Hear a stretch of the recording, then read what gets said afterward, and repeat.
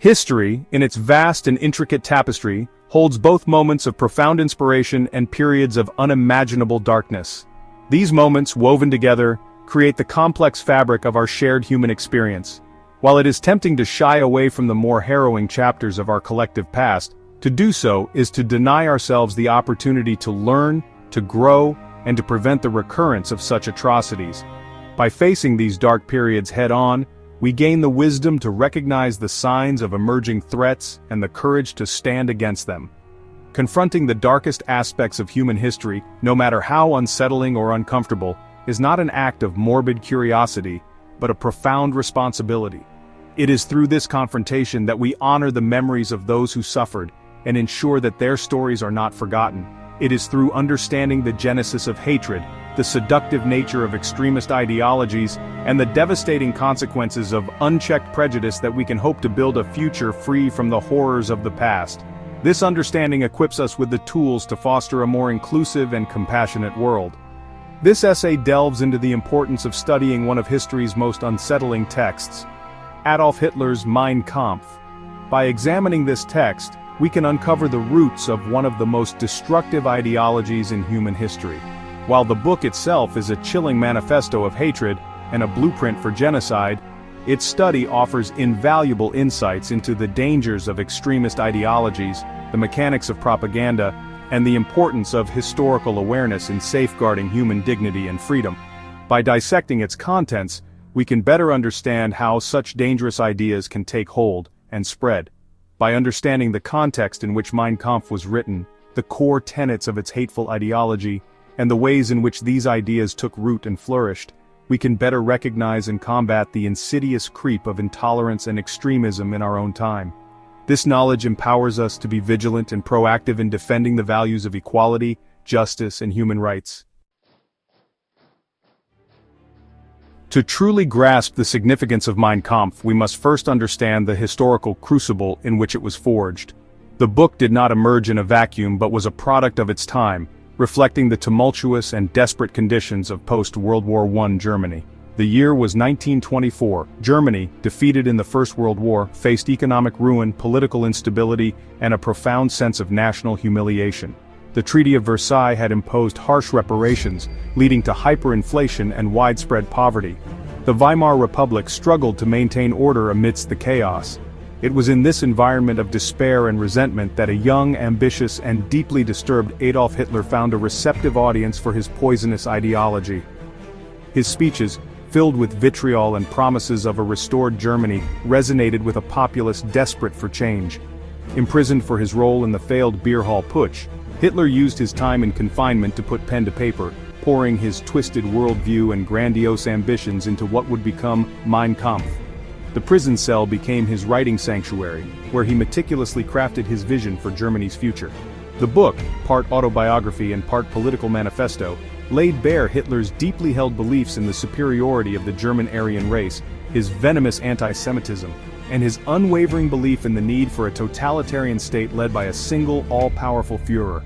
It was a blueprint for the future he envisioned, one that would have devastating consequences. What began as the ramblings of a disgruntled political prisoner would, in the years to come, become the playbook for one of the most horrific regimes in human history. The ideas penned in Mein Kampf would be put into action, leading to unparalleled destruction and suffering across the globe. At the heart of Mein Kampf lies a toxic ideology built on a foundation of racism, anti-Semitism, and extreme nationalism. Hitler's worldview, warped by prejudice and fueled by a lust for power, divided the world into a hierarchy of races, with the German Aryan race at the pinnacle and Jews, Slavs, and other minorities relegated to the status of subhuman. This racial hierarchy served as the justification for Hitler's vision of a greater Germany, an empire carved out of Eastern Europe through military conquest and ethnic cleansing. Central to Hitler's ideology was the concept of Lebensraum, or living space. He argued that the German people, destined for greatness, were being suffocated within their current borders, and that they needed to expand eastward, conquering and enslaving the inferior races that stood in their way. This expansionist ideology, fueled by a toxic cocktail of nationalism, racism, and a perverse sense of entitlement, would ultimately lead to the horrors of the Second World War and the Holocaust. Mein Kampf is not merely a historical curiosity, it is a chilling testament to the seductive power of words and the ways in which propaganda can be used to manipulate the masses and pave the way for tyranny. The book serves as a stark reminder of how dangerous ideologies can be propagated through calculated rhetoric and persuasive communication. Throughout the book, Hitler lays bare his understanding of propaganda as a tool for shaping public opinion, demonizing enemies, and building support for his extremist agenda. He meticulously outlines his strategies for influencing the masses, revealing a deep understanding of human psychology and the power of mass communication. He understood that by appealing to people's fears, prejudices, and aspirations, he could create a climate of fear and resentment that would allow his Nazi party to seize power. By exploiting existing societal tensions and amplifying them through his speeches and writings, he was able to manipulate public sentiment to his advantage. Hitler's mastery of propaganda is evident in his use of simplistic slogans, evocative imagery, and the repetition of lies until they took on the veneer of truth. His ability to distill complex ideas into easily digestible messages made his propaganda incredibly effective and far-reaching. He skillfully exploited the new medium of radio to broadcast his message of hate and intolerance to a mass audience, effectively bypassing traditional media outlets and directly appealing to the German people. This allowed him to reach millions of listeners, spreading his toxic ideology far and wide. The lessons to be learned from Hitler's use of propaganda are as relevant today as they were in the 1930s. Understanding the mechanisms of propaganda and its potential to influence public opinion is crucial in our modern world. In our interconnected world, where misinformation and disinformation can spread like wildfire through social media and online platforms, it is more important than ever to be critical consumers of information and to be vigilant in our defense of truth and reason. By recognizing the tactics used to manipulate public opinion, we can better safeguard our societies against the dangers of propaganda and ensure a more informed and rational public discourse. Throughout history, we've seen patterns that echo into our present. It's fascinating how events from centuries ago can still resonate today. Take, for example, the social upheavals of the past. They often mirror the struggles we face in our modern society. Many of the challenges, like inequality and the quest for justice, remain strikingly similar. It's as if history is a continuous thread, weaving through time and reminding us of lessons learned and sometimes forgotten. Understanding these parallels helps us navigate our current landscape with a bit more wisdom and perspective. So, as we reflect on the past, let's also think about how it informs our actions and decisions today.